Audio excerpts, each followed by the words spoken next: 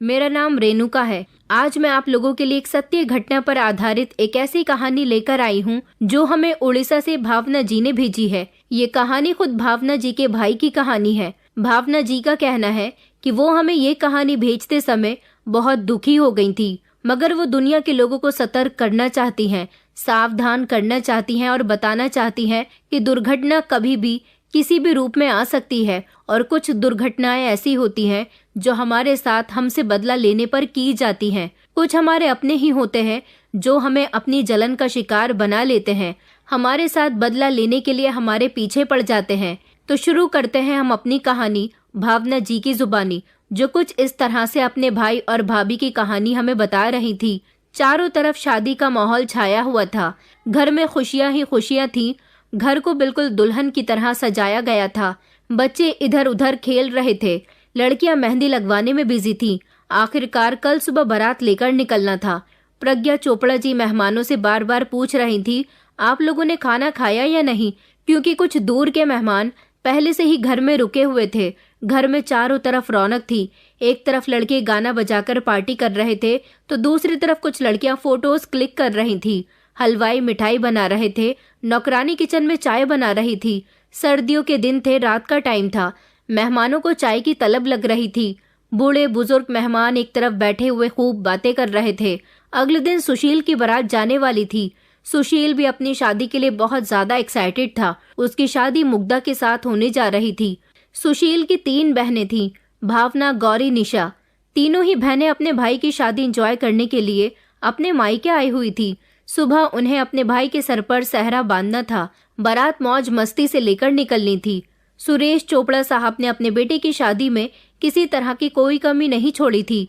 आखिरकार सुशील उनका इकलौता बेटा था। सुरेश चोपड़ा जी का परिवार उड़ीसा के बलांगीर जिले में पतनगढ़ इलाके में रहता था और ये बात पिछले 6 साल पुरानी है। साल 2018 में चोपड़ा परिवार में खुशियों के दिन आए थे। घर के सबसे बड़े सदस्य सुरेश चोपड़ा जी, जो कि एक कॉलेज में प्रोफेसर की नौकरी किया करते थे। उनकी पत्नी प्रज्ञा चोपड़ा जी एक सरकारी स्कूल की प्रिंसिपल थी। उनका इकलौता बेटा सुशील चोपड़ा, जो एक सॉफ्टवेयर इंजीनियर था और बेंगलुरु में नौकरी किया करता था, वो पिछले 5 साल से बेंगलुरु में रह रहा था। सुरेश चोपड़ा जी की सबसे बड़ी बेटी भावना की शादी हो चुकी थी और सबसे छोटी बेटी निशा की भी शादी हो गई थी, जबकि गौरी दूसरे नंबर की बेटी थी। गौरी के पेरेंट्स उसकी शादी करवाना चाहते थे, मगर उसे अभी पढ़ाई करनी थी। छोटी बहन निशा का रिश्ता आया तो माता पिता ने उसकी शादी भी कर दी थी। सभी बहनों से सबसे छोटा भाई था सुशील चोपड़ा। तीनों ही बहनों को अपने भाई की शादी का बहुत अरमान था। गौरी फॉरेन कंट्री में पढ़ाई कर रही थी। सुरेश चोपड़ा जी की माँ भी उनके साथ रहती थी, जिनकी उम्र 62 वर्ष थी। घर में सब लोग बहुत खुश थे, क्योंकि अब तक घर में बेटियों की तो शादी हो चुकी थी, लेकिन बेटे की शादी पहली बार होने जा रही थी। एक ही बेटा था। सब लोग उसी की शादी में अपने अपने सारे अरमान पूरे कर लेना चाहते थे। उसका रिश्ता बड़े शौक के साथ मुग्धा के साथ शादी से 7 महीने पहले तय हुआ था। मुग्धा बहुत सुंदर थी। मुग्धा को प्रज्ञा जी ने अपनी दोस्त की पार्टी में देखा था, जहां पर मुग्धा अपने परिवार के साथ इनवाइट थी। मुग्धा भी काफी पढ़ी लिखी थी। वो भी अपने माता पिता की इकलौती बेटी थी और एक अमीर फैमिली से बिलोंग करती थी। हालांकि चोपड़ा परिवार में सभी लोग वर्किंग थे, सभी अच्छा खासा कमाते थे। उनके यहाँ भी किसी चीज की कोई कमी नहीं थी। इनका पूरा परिवार एक शरीफ खानदान था। प्रज्ञा चोपड़ा को अपने बेटे सुशील चोपड़ा के लिए मुग्धा बहुत पसंद आ गई थी, इसलिए उन्होंने अपने बेटे का रिश्ता मुग्धा के साथ तय करने का फैसला किया। वो उसके घर रिश्ता लेकर चली गई थी। मुग्धा के घर वालों को सुशील बहुत पसंद आया था। चोपड़ा परिवार भी उनको अच्छा लगा था, इसलिए उन्होंने अपनी बेटी की शादी सुशील चोपड़ा के साथ करने का फैसला कर लिया था और पूरे 7 महीने के बाद अब उन दोनों की शादी होने वाली थी। उन दोनों का रिश्ता 7 महीने तक लगा रहा था। इसी बीच वो दोनों आपस में एक दूसरे को अच्छी तरह से जान पहचान गए थे। उन दोनों की सगाई भी हुई थी। सुशील और मुग्धा की एक दूसरे के साथ बातचीत भी होती रहती थी। सब कुछ बिल्कुल ठीक चल रहा था। वक्त गुजरता जा रहा था और फिर शादी का वक्त भी आ गया था। 11 जनवरी 2018 को मुग्धा और सुरेश चोपड़ा की शादी का दिन आ गया था। बारात बहुत धूमधाम के साथ मुग्धा कपूर के घर पहुंची थी। मुग्धा के पिता एक शरीफ इंसान होने के साथ साथ बड़ी सी फैक्ट्री के मालिक भी थे। शादी की सारी रस्में हो चुकी थी। मुग्धा ने भी अपनी पढ़ाई फॉरेन से कंप्लीट की थी। उसके माता पिता ने उसकी शादी में कोई कमी नहीं छोड़ी थी। बेटी को ढेर सारा दहेज देने के साथ साथ ढेर सारे जेवरात भी दिए थे। सुशील की तीनों बहनें बहुत खुश थीं। बारात वापस आने के बाद बड़ी खुशी खुशी उन तीनों ने अपनी भाभी का स्वागत किया था। मुग्धा भी इस घर में आने के बाद बहुत खुश थी। आखिरकार मुग्धा को सुशील से मोहब्बत हो गई थी। उन दोनों ने अपनी जिंदगी की शुरुआत कर दी थी। घर में जो मेहमान रुके हुए थे, अगले दिन रिसेप्शन होने के बाद उन्होंने भी एक एक करके अपने घर जाना शुरू कर दिया था। घर से अब धीरे धीरे मेहमान कम होने लगे थे। घर में बेटियां थीं जिन्होंने रौनक लगाई हुई थी, मगर अब वो भी अपने ससुराल जाने की तैयारी कर रही थी। जिंदगी धीरे धीरे रूटीन पर आने वाली थी। नई नवेली दुल्हन के घर में आ जाने से घर वाले बहुत खुश थे। जितने भी गिफ्ट्स आए थे वो भी खोल लिए गए थे। शादी की थकावट बहुत हो गई थी। सब लोग अभी अपने अपने कामों पर नहीं गए थे और घर में ही रहकर ही अपनी थकान उतार रहे थे। गौरी अपने जाने की तैयारी कर रही थी, जबकि निशा भी अपने ससुराल जाने की तैयारी कर रही थी। भावना जी अभी और अपने मायके में रुकना चाहती थी, क्योंकि उनका घर करीब में ही था। निशा की ससुराल दूर थी। गौरी को फौरन जाना था। 2 दिन और आराम करने के बाद गौरी एयरपोर्ट पर चली गई थी। गौरी को एयरपोर्ट तक छोड़ने के लिए सुरेश चोपड़ा जी चले गए थे और वो गौरी को एयरपोर्ट तक छोड़कर घर वापस आ गए थे। गौरी जो कि घर से निकल चुकी थी, निशा अपने पति और बच्चों के साथ रेलवे स्टेशन अपने ससुराल जाने के लिए निकल चुकी थी। घर में अब ज्यादा मेहमान नहीं बचे थे। जो मेहमान थे वो भी जा चुके थे। धीरे धीरे घर खाली होने लगा था। कुछ दिन और गुजरने के बाद सब लोग सोचते हैं कि अब थकान काफी हद तक खत्म हो गई है, इसलिए अपने अपने कामों पर जाना बेहतर रहेगा। इसलिए सब लोग अगले ही दिन से अपनी अपनी ड्यूटी ज्वाइन करने का सोच लेते हैं। नई नवेली दुल्हन बीच में 1-2 बार अपने मायके होकर आ गई थी। उसके बाद अब उसे ससुराल में ही एडजस्ट करना था। दादी जो कि बीमार रहती थी और ज्यादातर अपने कमरे में ही होती थी, कभी उन्हें कोई काम होता या किसी से कोई बातचीत करनी होती या कमरे में पड़े पड़े उनका मन नहीं लगता, तभी वो अपने कमरे से बाहर आया करती थी। अगले ही दिन से सुरेश चोपड़ा जी ने भी अपनी ड्यूटी ज्वाइन कर ली थी और प्रज्ञा चोपड़ा जी ने भी अपनी ड्यूटी ज्वाइन कर ली थी और दोनों ही घर से निकल चुके थे। अब घर में केवल 3 लोग मौजूद थे। घर पूरी तरह से खाली हो गया था। सुशील ने अभी अपनी ड्यूटी ज्वाइन नहीं की थी। उसे 10 दिन बाद बेंगलुरु के लिए निकलना था। उसने इस बार सोचा था कि वो अपनी पत्नी को भी अपने साथ ले जाएगा। कुछ दिन अपनी पत्नी के साथ बेंगलुरु में एंजॉय करेगा और फिर उसके बाद छुट्टियों के समय दोनों घर वापस आ जाएंगे और फिर उसकी पत्नी यहीं पर रहेगी और सुशील अपना काम करने के लिए टाइम टू टाइम बेंगलुरु जाता रहेगा और वहां से आता रहेगा। वो 20 जनवरी का दिन था जब घर में सिर्फ 3 लोग मौजूद थे। नई नवेली दुल्हन मुग्धा चोपड़ा, सुशील चोपड़ा और उनकी दादी जी। उनके माता पिता अपनी अपनी ड्यूटी के लिए घर से निकल गए थे। दादी जी धूप खाने के लिए आंगन में बैठी हुई थी। मुग्धा अपने पति के लिए किचन में नाश्ता बना रही थी। उसने किचन के बाहर ही रखी हुई डाइनिंग टेबल पर अपने पति को नाश्ता सर्व किया। इतने में ही घर की डोर बेल बजने लगी। 11 बजे के समय दोनों चौंक गए थे कि इस समय कौन आ गया है, क्योंकि ज्यादातर उनके यहाँ से मेहमान तो लगभग ही जा चुके थे और इतनी सुबह के समय तक ज्यादातर कोई नहीं आता था। सुशील उठकर खड़ा हुआ और दरवाजा खोलने के लिए निकल गया था। जैसे ही उसने दरवाजा खोला तो बाहर दरवाजे पर एक डिलीवरी बॉय खड़ा हुआ था। डिलीवरी बॉय ने सुशील को देखकर कहा कि सर, आपके लिए एक पार्सल आया है। सुशील चौंक गया था क्योंकि उसने तो कुछ भी ऑर्डर नहीं किया था। डिलीवरी बॉय के हाथ में ब्राउन कलर का बड़ा सा बॉक्स था। उसने वो बॉक्स सुशील को दिया और सिग्नेचर करवाकर वो वहां से जाने ही लगा था जब सुशील ने उसे आवाज देकर रोक लिया और कहा कि ये पार्सल आखिर किसने दिया है, मगर डिलीवरी बॉय ने उसे कुछ भी नहीं बताया। वो कहने लगा कि सर, इस चीज के इन्फॉर्मेशन हम नहीं रखते। पार्सल आपके हाथ में आ गया है, आप खुद ही पता कर लीजिए। ये कहकर डिलीवरी बॉय वहां से अपनी बाइक पर बैठ गया था और बाइक स्टार्ट करने के बाद चला गया था। सुशील ने दरवाजा बंद कर दिया था और वो बॉक्स को गौर से देखते हुए घर के अंदर चलता हुआ आ रहा था। इतने में ही दादी जी जो कि आंगन में बैठी हुई थी, उन्होंने सुशील से कहा कि बेटा इसमें क्या है। सुशील कहने लगा कि पता नहीं दादी, ये किसने भेजा है, हो सकता है मम्मी पापा का कोई पार्सल हो। फिर सुशील को याद आया कि अभी हाल फिलहाल में उसकी शादी हुई है, शायद किसी ने हमारे लिए शादी का गिफ्ट भेजा होगा। वो उस बॉक्स को लेकर घर के अंदर आ गया था और उस बॉक्स को खोलने की तैयारी कर ही रहा था जब मुग्धा भी उसके करीब आ गई और उससे पूछने लगी कि क्या हुआ सुशील, क्या खोल रहे हो। सुशील कहने लगा कि किसी ने पार्सल भेजा है, यही खोलकर देख रहा हूँ। मुग्धा भी वही अपने पति के साथ खड़ी होकर पार्सल पर ध्यान देने लगी उन दोनों को पार्सल खोलते हुए देखकर दादी जी भी चलते चलते डाइनिंग टेबल पर आ गई थी और पास रखी चेयर पर बैठ गई थी, क्योंकि वो भी ये देखना चाहती थी कि पार्सल में क्या है। उस ब्राउन कलर के पार्सल पर लिखा हुआ था कि ये पार्सल रायपुर से आया है और किसी अंकित आहलूवालिया नाम के आदमी ने भेजा है। सुशील ने अपनी पत्नी की तरफ देखा और कहने लगा कि वैसे तो मैं किसी अंकित आहलूवालिया नाम के इंसान को जानता नहीं हूँ और ना ही मेरा कोई जानने वाला रायपुर में रहता है। बाकी इस पार्सल को खोलकर देख लेते हैं, आखिर पार्सल के अंदर क्या है। सुशील धीरे धीरे उस पार्सल को खोल रहा था। जैसे ही बॉक्स के ऊपर से पैकिंग हट गई और सुशील ने उस बॉक्स का रिबन ओपन करके बॉक्स का ढक्कन खोला, तभी वहां पर एक जोरदार धमाका हो गया था। ये धमाका इतना जोरदार था कि आसपास के लोगों के घर भी हिलकर रह गए थे। घर की खिड़कियों के कांच भी चूर चूर हो गए थे। घर में काफी हद तक नुकसान हो गया था। सुशील, सुशील की पत्नी और घर में मौजूद दादी जी, ये तीनों ही जो कि आसपास थे, ये तीनों ब्लास्ट होने के बाद बहुत दूर जाकर गिर गए थे। वो तीनों बुरी तरह से घायल हो गए थे। उन्हें बहुत जोरदार चोट लगी थी। इस खतरनाक धमाके की आवाज सुनकर पड़ोसी भी इकट्ठा हो गए थे। धीरे धीरे घर के बाहर भीड़ लगनी शुरू हो गई थी। आसपास के लोगों ने पुलिस और एम्बुलेंस को भी कॉल करके बुला लिया था।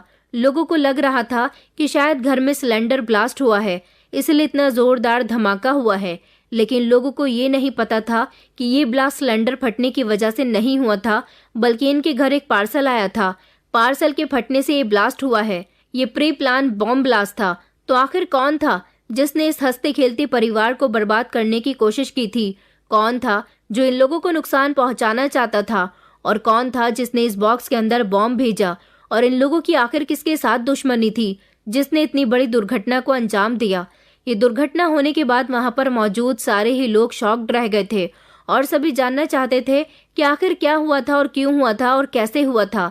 उधर सुरेश जी और प्रज्ञा जी को भी फोन करके घर बुला लिया गया था कि आपके घर पर ऐसे ऐसे दुर्घटना हो गई है। वो लोग घबरा गए थे और फौरन ही अपने घर के लिए निकल गए थे।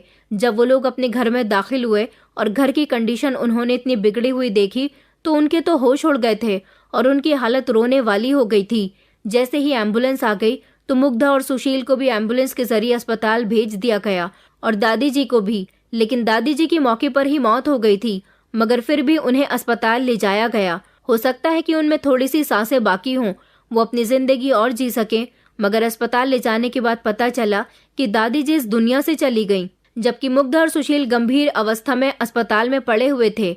उनका इलाज शुरू कर दिया गया था। वो दोनों बुरी तरह से झुलस गए थे और उन दोनों को सीरियस चोट भी आई थी। मुग्धा का तो चेहरा और हाथ बुरी तरह से झुलस गए थे। नई नवेली दुल्हन जो इस तरह के हादसे का शिकार हुई थी, उसकी तकलीफ का अंदाजा शायद आप या हम भी नहीं लगा सकते कि वो कितनी बड़ी तकलीफ से गुजरी थी। पुलिस भी वहां पर आ गई थी। पुलिस का आना वैसे भी बहुत जरूरी था, क्योंकि सुरेश चोपड़ा जी की मां का मौके पर ही देहांत हो चुका था। लेकिन मुग्धा और सुशील अभी भी जिंदा थे, इसलिए उनसे जांच पड़ताल भी करनी थी। लेकिन इलाज के दौरान सुशील की भी मौत हो गई। ये एक बहुत ही दुखदायक खबर थी कि एक नई नवेली दुल्हन इंजर्ड होने के साथ साथ विधवा भी हो चुकी थी। अब अगर कोई बचता है तो वो है सुशील की पत्नी मुग्धा। वो हालांकि बुरी तरह से जख्मी थी लेकिन जिंदा थी, मगर उसकी हालत इतनी सीरियस थी कि वो कुछ भी बताने के लायक नहीं थी। पुलिस ने अपनी इन्वेस्टिगेशन स्टार्ट कर दी थी। पुलिस ने किचन में जाकर भी सारी जांच पड़ताल कर ली थी, जिसके जरिए उन्हें पता चला था कि यहाँ पर कोई सिलेंडर ब्लास्ट नहीं हुआ था, क्योंकि घर का सिलेंडर तो उन्हें सही सलामत मिला था। फिर पुलिस ने मजबूरन स्पेशल बॉम्ब स्क्वाड की टीम को बुला लिया था, जो सारी जांच पड़ताल करने के बाद पुलिस को बताते हैं कि इस घर में एक प्री प्लान्ड बॉम्ब ब्लास्ट किया गया है, क्योंकि वहां से उनको कुछ ऐसे केमिकल्स के सैंपल मिले थे जिससे साफ पता चल रहा था कि बॉम्ब ब्लास्ट हुआ है। ऐसे केमिकल बॉम्ब बनाने के लिए इस्तेमाल किए जाते हैं और इसके बाद पुलिस को ये कंफर्म हो गया था कि ये प्री प्लान बॉम्ब ब्लास्ट था। अब सवाल ये पैदा होता है कि आखिर ये सब किसने किया था। पुलिस सबसे पहले मुग्धा का बयान लेना चाहती थी, लेकिन मुग्धा ऐसी कंडीशन में नहीं थी कि इन लोगों को अपना बयान दे सकती। वो तो कुछ बोलने की स्थिति में थी ही नहीं। उसके बाद पुलिस ने आसपास के सीसीटीवी कैमरा की फुटेज चेक करना शुरू की।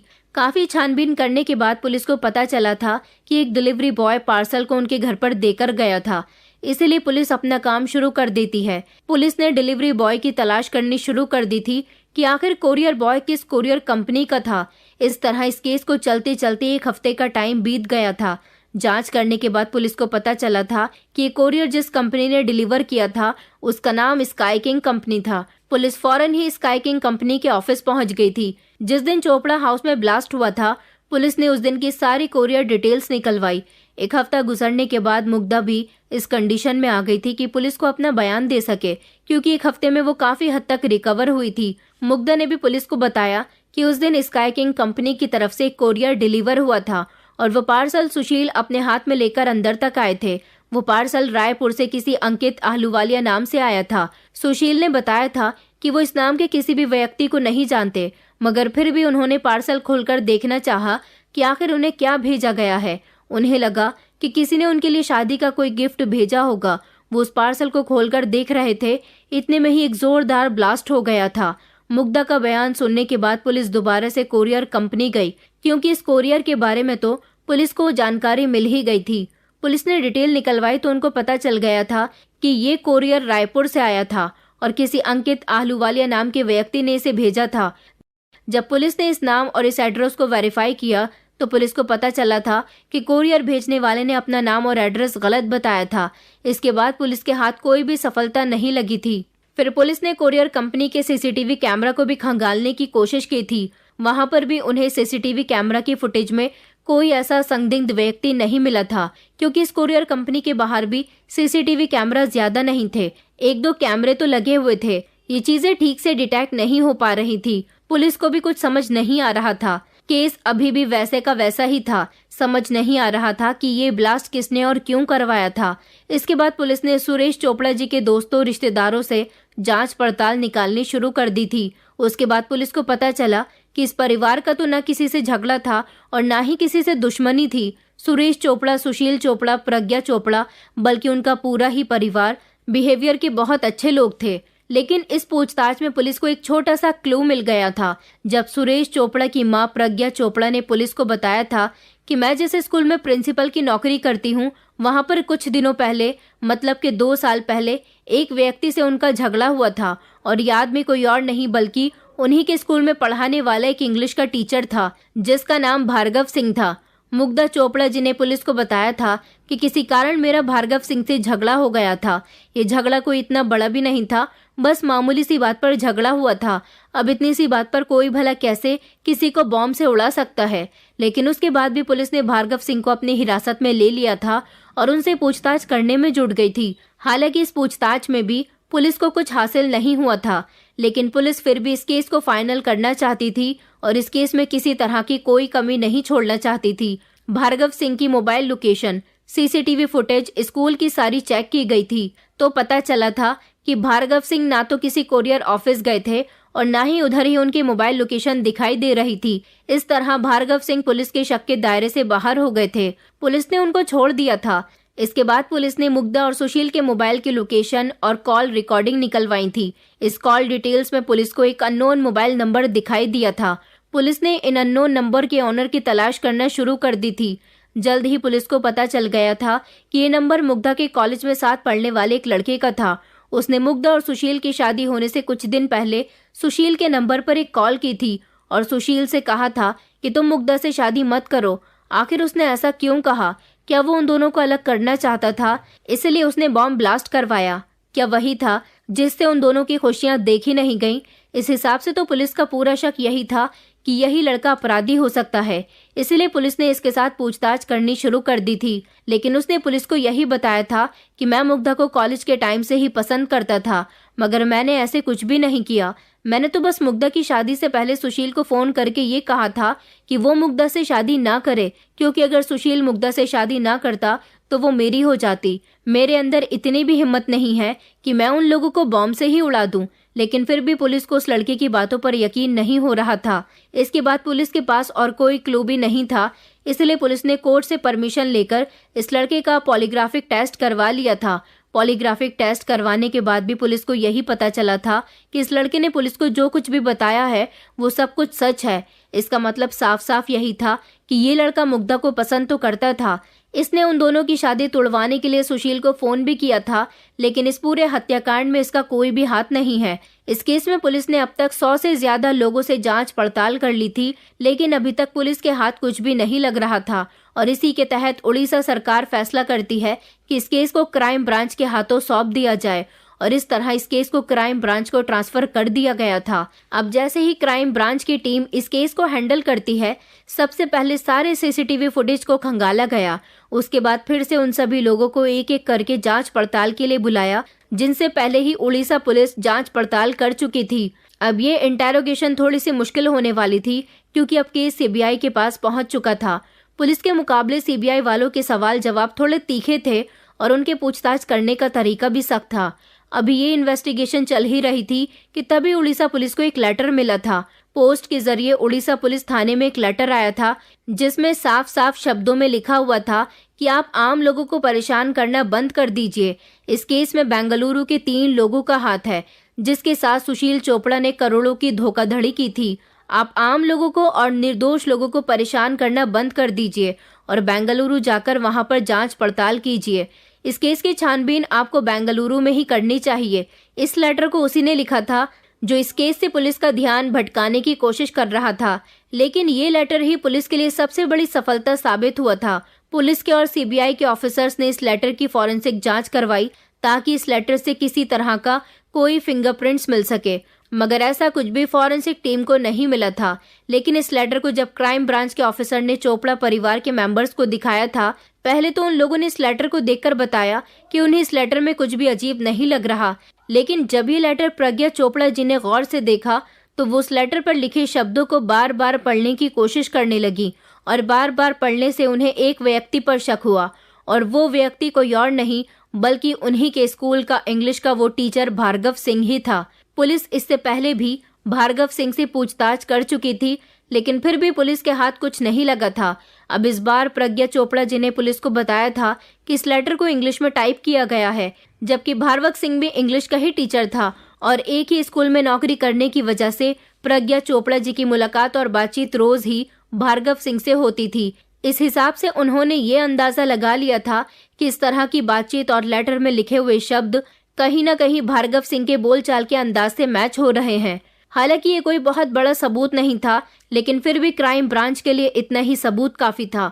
उन्होंने तुरंत इस लेटर के आधार पर भार्गव सिंह को अरेस्ट कर लिया था। पुलिस ने जब उसके साथ सख्ती से पूछताछ की तो काफी समय तक तो वो इनकार करता रहा कि उसने कुछ नहीं किया, लेकिन फिर ज्यादा सख्ती से पेश आने पर वो टूट कर रह गया था और फिर हार कर उसने पुलिस को बता दिया था कि इस पूरे हत्याकांड में उसका ही हाथ है। भार्गव सिंह ने पुलिस को सारी सच्चाई बता दी थी। उसने बताया था कि 2013 में वो उड़ीसा के एक फेमस स्कूल का प्रिंसिपल हुआ करता था।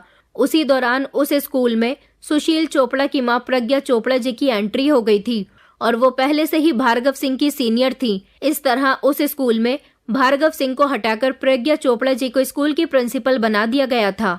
ये सब कुछ भार्गव सिंह को बिल्कुल भी पसंद नहीं आया था। फिर उसके बाद ही वो अपने दिल में प्रज्ञा चोपड़ा के लिए नफरत रखने लगा था। उसी के बाद ही उन दोनों के बीच झगड़े शुरू हो गए थे। फिर भी फाइनली प्रिंसिपल की पोस्ट सुशील चोपड़ा की मां प्रज्ञा चोपड़ा जी को मिल गई थी। वो इस बात से बहुत नाराज था। तभी से उसके अंदर बदले की आग भड़क रही थी। वो किसी भी तरह से प्रज्ञा चोपड़ा से अपना बदला लेना चाहता था और इसी के चलते वो 2013 से लेकर 2018 तक इस बात के इंतजार में था कि उसे कभी कोई ऐसा मौका मिले जिसमें वो प्रज्ञा चोपड़ा से अपना बदला ले सके। वो हमेशा अपने दिमाग में यही प्लान बनाता रहता था कि किस तरह से वो प्रज्ञा चोपड़ा और उसके परिवार को नुकसान पहुंचाए, क्योंकि वो ये बात बहुत अच्छे से जानता था कि प्रज्ञा चोपड़ा के परिवार में बहुत मेल मोहब्बत है, इसलिए वो उनके परिवार को तोड़ना चाहता था। उनके परिवार को और उनको नुकसान पहुंचाकर अपने आप को खुशी पहुंचाना चाहता था। ये मौका फाइनली उसे 2018 में मिल गया था, जब प्रज्ञा चोपड़ा जी के बेटे सुशील चोपड़ा की शादी मुग्धा के साथ होने जा रही थी। इस शादी में भार्गव सिंह भी शामिल था। यहीं पर उसने अपने दिमाग में एक प्लान बनाया कि क्यों न शादी का एक गिफ्ट बनाकर शादी के कुछ दिनों के बाद उनके घर कोरियर के जरिए भिजवा दिया जाए। और उसी गिफ्ट को बनाने के लिए काफी दिनों तक उसने इंटरनेट का सहारा लिया था। उसने इंटरनेट पर बहुत सारे वीडियोस और बहुत सारे आर्टिकल्स देखे थे जिसमें बॉम्ब बनाने के तरीके सिखाए गए थे।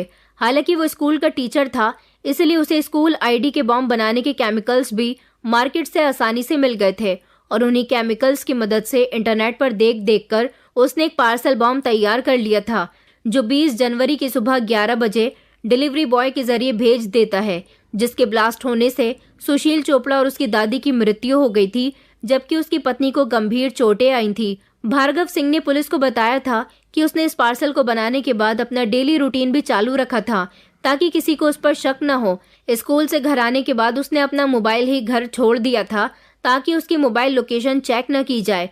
इसलिए वो ऑटो रिक्शा लेकर रेलवे स्टेशन गया और उसने वहां पर अपने चेहरे को अच्छी तरह से कवर कर लिया। उसके बाद वो रायपुर पहुंचा और वहां जाने के बाद उसने स्काई किंग कंपनी की तरफ से पार्सल भेजा। उस कंपनी के ऑफिसेस में नॉर्मली ज्यादा कैमरे नहीं थे, इसलिए उसने वहां से उस पार्सल को भेजकर हादसे को अंजाम दिया। उसके बाद भार्गव सिंह शक के दायरे से तो बाहर हो गया था, लेकिन जब क्राइम ब्रांच ने दोबारा से जांच पड़ताल शुरू की तो दोबारा से उसे जब इन्वेस्टिगेशन के लिए बुलाया गया था तो वो बहुत परेशान हो गया था और बार बार वो पुलिस को जवाब नहीं दे सकता था। इसी वजह से उसने पुलिस को गुमराह करने की कोशिश की। उसने वो लेटर लिखकर भेजा था कि पुलिस का ध्यान भटक जाए, मगर ऐसा नहीं हुआ था। उड़ीसा पुलिस को वो लेटर भेजने की उसकी सबसे बड़ी गलती थी, जिसकी वजह से वो पकड़ा गया था। उसने फर्जी कहानी बनाकर पुलिस को लेटर के थ्रू सुनाई थी कि ये करोड़ों का घोटाला है जो सुशील चोपड़ा ने किया था, वो भी बेंगलुरु में। इस लेटर की वजह से वो दोबारा से घेरे में आ गया था। अगर भार्गव सिंह वो लेटर पुलिस को ना भेजता तो शायद पुलिस उस जैसे अपराधी को कभी ना पकड़ पाती और ये केस क्लोज कर दिया जाता और असली कातिल कभी पकड़ा ही नहीं जाता। लेकिन कातिल चाहे जितना भी छुपने की कोशिश कर ले, वो एक न एक दिन पकड़ा ही जाता है। और तो और कातिल कितना भी होशियार हो, गलती करना नहीं भूलता। उसकी ये गलती उसे पकड़वा कर ही छोड़ती है। हमारा इरादा आप लोगों को ना तो परेशान करना है, ना आपकी भावनाओं को ठेस पहुंचाना है, बल्कि हम अपनी इस कहानी को आप लोगों के साथ शेयर करके आपको यही मैसेज देना चाहते हैं कि आप अपना ख्याल रखें, अपने परिवार का ख्याल रखें, जितना हो सके सतर्क रहने की कोशिश करें। दोस्तों, बदले की भावना और जलन इंसान की सोच को इतना विषैला बना देती है कि वो सही और गलत में फर्क करना भूल जाता है। जब हम किसी से जलते हैं या उनके खिलाफ साजिश रचते हैं तो हम न केवल उन्हें चोट पहुंचाते हैं, बल्कि अपनी आत्मा और जीवन को भी अंधकार में धकेल देते हैं। ये कहानी हमें सिखाती है कि जलन और द्वेष से किसी का भला नहीं होता, बल्कि ये हमारे जीवन में विनाश और पश्चाताप लेकर आता है। दूसरों की सफलता से ईर्ष्या करने के बजाय हमें अपने जीवन में सकारात्मक और मेहनत का सहारा लेना चाहिए। बदले की आग में जलकर किसी को नुकसान पहुंचाना हमारे चरित्र की कमजोरी को दर्शाता है। जो इंसान अपने अंदर की नकारात्मक को जीत लेता है, वही असली विजेता होता है। इसलिए हमें अपने जीवन को दूसरों से तुलना करने और उनसे जलन के बजाय खुद को बेहतर बनाने में लगाना चाहिए। दूसरों की खुशी और सफलता को स्वीकार करना और उनसे प्रेरणा लेना ही सच्चा साहस और इंसानियत है। जलन और नफरत सिर्फ तबाही लाती है, जबकि प्रेम, सहनशीलता और परिश्रम जीवन को संवारते हैं। दोस्तों, उम्मीद करती हूँ आपको हमारी कहानी पसंद आई होगी। कहानी पसंद आई है तो वीडियो को लाइक करें, चैनल पर नए हैं तो चैनल को सब्सक्राइब करें और हाँ, नोटिफिकेशन बेल को जरूर दबाएं ताकि अगली अपडेट सबसे पहले आपको मिले।